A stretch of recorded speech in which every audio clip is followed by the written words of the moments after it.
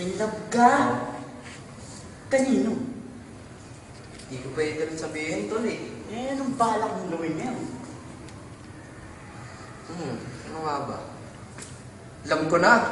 Ang kailangan mo ay... Papel.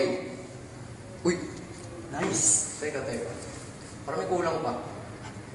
Ang kailangan mo pa ay... Lapis. Nice. Okay. Sagpray na, baka sagpray pa ng iba. Hambog ng Sagpro Crew. Yeah. Sup? Basta na. May sinulat ako tungkol sa'yo, tungkol sa akin, tungkol sa ating dalawa. Parang agwa and bendita, ganito nangyari nun.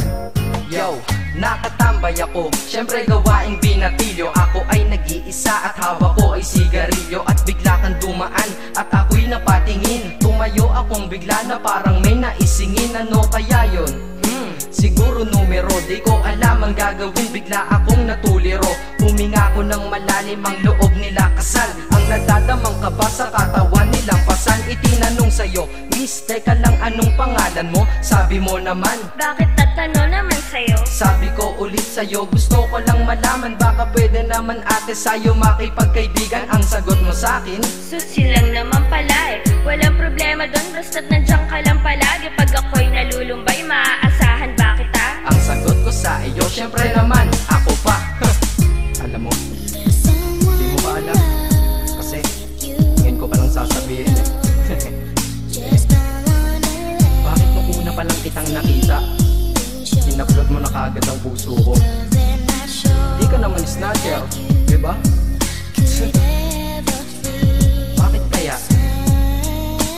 Isa pa, ano bang meron sa'yo? Nakakaiba, hindi ko nakita sa iba. Kaya simula ng oras na yun, pinangako ko sa sarili ko, nag-iingatan kita. Ako magiging soldier boy mo habang buhay para sa'yo.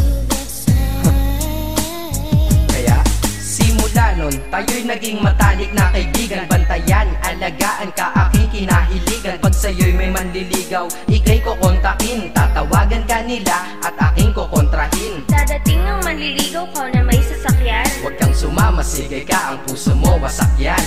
Eh ang sabi niya, wala pa siyang nagiging kasintahan. Marami nang naloko yan, o eto ang listahan. Hindi ko masabi ang nasa damdamin, na parang gusto kong ika'y mapasakin. Naaalala ko noon ako ay tinitigan, ako'y nai-inlove ngunit aking pinipigilan. Ano kaya itong nadadama sa iyong mata? Ako'y nadadala, minsan nga gustong sabihin sa iyong mahal kita, kaso baka sagot lang sa'kin, Huwag kang